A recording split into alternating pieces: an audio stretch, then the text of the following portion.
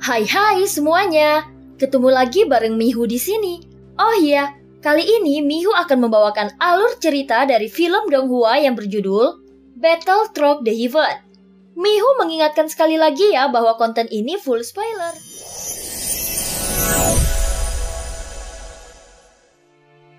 Melanjutkan dari kisah sebelumnya. Sebelumnya setelah Jin Huansen mengecek darah avatar Yuansen, dia merasa itu hanya darah dari keluarga inti. Kemudian Xiaoyan mencoba memancing ingatan dari Jin Huansen. Dan akhirnya dia teringat dengan putra Raja Klan Yuansen dari generasi ke-13 yang dibuang. Namun beberapa tahun kemudian, dia kembali lagi untuk membalaskan dendamnya. Putra ke-13 ini memiliki tubuh super raksasa. Dan ukuran klan Yuansen lainnya hanya sepertiga dari ukuran tubuhnya. Saat Jin Huansen menyebut nama ini, Xiaoyan merasa sepertinya di depan matanya ada pemandangan seorang raksasa yang memegang bintang. Tentu saja klan Yuansen yang memiliki tubuh lebih besar akan memiliki kekuatan bertarung yang lebih kuat. Dan tidak ada keraguan tentang kekuatan tubuh keabadian fisik klan Yuansen super raksasa. Aku khawatir ketika berada di sisinya klan Yuansen hanya seperti semut di matanya. Namun pada akhirnya tubuh keabadian fisik super raksasa ini mati dan menghilang. Ucap Jin Huansen. Saat ini pikiran Xiaoyan terguncang. Meski sejauh ini dia tidak menyadari bahwa avatar Yuansennya memiliki kemampuan yang begitu mengerikan.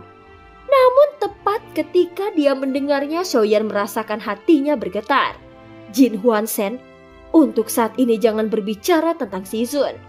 Bersikap biasa saja sesuai dengan gaya avatarku. Xiaoyan merasa avatar Yuansennya jelas tidak sederhana. Dia juga mengingat saat pertama kali melihat avatar Yuansen, itu seperti bayi raksasa yang muncul di benaknya. Aku tidak tahu. Saat kejadian itu aku belum cukup kuat. Saat itu aku hanya bisa berdiri di atas bintang-bintang dan melihat pemandangan itu hingga hampir ikut hancur bersamanya. Ucap Jin Huansen segera berkata sambil tersenyum pahit. Rupanya adegan itu memiliki arti baginya dan juga sangat mengejutkannya. Kalau begitu, apakah menurutmu ada kemungkinan avatar Yuansenku adalah tubuh keabadian fisik super raksasa yang kau lihat saat itu? Gumam Xiaoyan.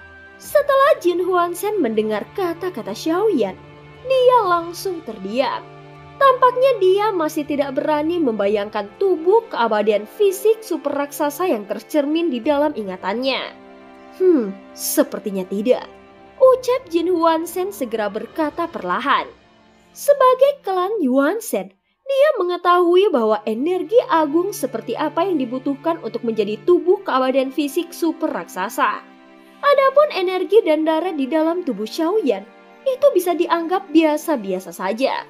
Apalagi sebelumnya dia telah mengambil darah klan Yuansen dari Yongdong. Faktanya Xiaoyan sendiri masih meragukan hal itu. Apa ciri-ciri dari tubuh keabadian fisik super raksasa? Tanya Xiaoyan merasa masih ada harapan dan bertanya lagi. Karakteristiknya, kurasa aku belum pernah mendengar sesuatu yang istimewa. Hanya saja dugaanku setelah tubuh keabadian fisik super raksasa mencapai ukuran tubuh yang belum pernah terjadi sebelumnya, itu juga dapat menghasilkan kelemahan. Pada saat ini tampaknya ingatan Jin Huansen belum lengkap, sehingga jawabannya juga tidak jelas. Apakah ada catatannya? Tanya Xiaoyan lagi. Tidak ada. Ucap Jin Huansen dengan singkat. Kalau begitu, bukankah kau mengatakan hal yang tidak masuk akal? Ucap Xiaoyan berkata dengan marah. Dia bahkan berhenti berbicara dengan Jin Huansen. Tidak peduli kemampuan apa yang dimiliki oleh tubuh ini. Apa yang harus dilakukan Xiaoyan sekarang adalah menggunakan kesempatan ini untuk menerobos tubuh keabadian fisik alam leluhur. Tentu saja hal ini adalah hal yang paling penting. Adapun kekuatan yang terkandung di dalam darahnya, dia bisa melakukan pemeriksaan lebih lanjut. Saat ini tubuh Xiaoyan yang semula sudah terlepas sekarang tertangkap lagi oleh tangan hitam. Hanya saja kali ini tidak peduli seberapa keras tangan hitam itu berusaha, itu tidak bisa lagi menghancurkan tubuh Xiaoyan. Saat ini ini kekuatan darah yang mengalir masuk ke dalam tubuhnya telah mencapai tingkat yang belum pernah terjadi sebelumnya. Bahkan selama dia mengerahkan kekuatannya, maka dia bisa melepaskan diri dari belenggu tangan hitam itu. Namun Xiaoyan lebih memilih merilekskan tubuh dan pikirannya, serta membiarkan tubuh fisiknya melawan kekuatan pengekangan itu. Saat ini dia memejamkan matanya dan mencoba lebih fokus memahami arti sebenarnya dari darah yang terkandung di dalam tubuhnya. Selain kekuatan tubuh fisik klan Yuan Shen, hal yang paling istimewa adalah kecepatan peredaran darah ke seluruh tubuhnya. Setidaknya itu 10 kali lipat dari makhluk keabadian biasa. Ini juga alasan mengapa klan Yuan Shen rentan terhadap racun. Bagaimanapun selain aliran darah yang deras, kekuatan klan Yuan Shen sebenarnya ada di dalam darah emas. Inilah rahasia dari klan Yuan Shen. Saat ini Xiaoyan terus memperkuat indranya dengan seluruh jiwanya. Dia terus mengamati aliran darah di tubuhnya yang cepat seperti air yang mengalir. Dia juga melihat aliran deras di pembuluh darah di seluruh tubuhnya bersinar dengan cahaya keemasan. Kekuatan yang mengalir pada saat ini membuat tubuh Xiaoyan seolah-olah meledak dengan vitalitas yang tidak terbatas.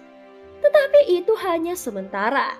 Bagaimanapun jika tanpa pencerahan, maka seseorang tidak akan pernah bisa mencapai tubuh keabadian fisik alam leluhur. Tampaknya masih mustahil baginya untuk mengamati ki dan darah yang sebenarnya.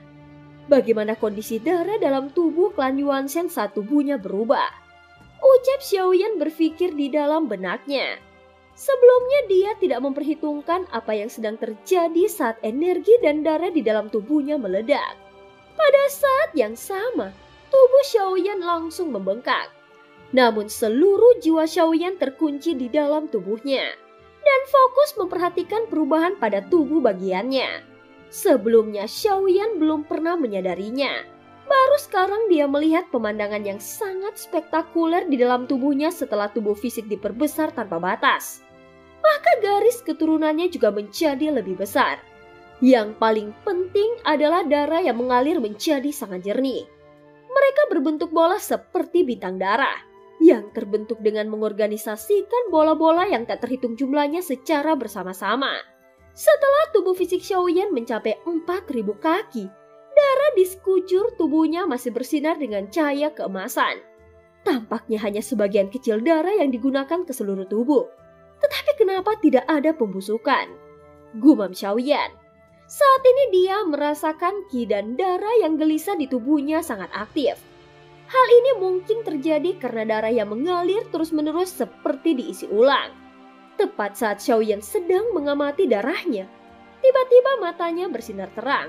Dia melihat di antara balok emas yang tak terhitung jumlahnya, ada satu yang berwarna emas tua. Bisa dikatakan perbedaannya sangat mencolok, sehingga Xiaoyan dengan mudah menemukannya. Bagaimana itu bisa berbeda? Ucap Xiaoyan terkejut dan segera melanjutkan pengamatannya. Dia menemukan satu demi satu beberapa emas yang lebih gelap secara berurutan. Namun jika tubuhnya tidak lagi mengembang hingga ribuan kaki, maka keberadaan mereka tidak dapat ditemukan sama sekali.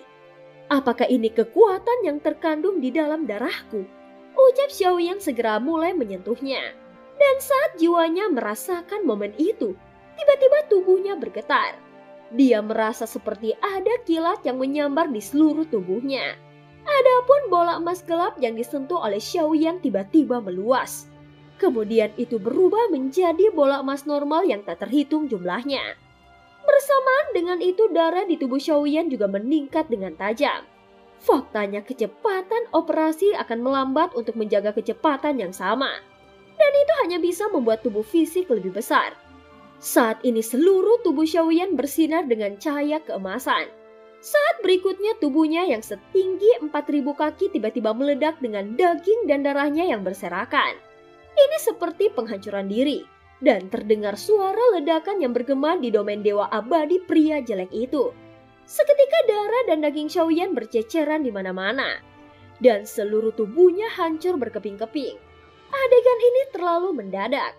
Bahkan pria jelek itu menunjukkan ekspresi terkejut. Hah? Meledakkan diri sendiri? Setelah melihat ini dia langsung bergumam pada dirinya sendiri. Namun darah yang tak terhitung jumlahnya tiba-tiba berhenti.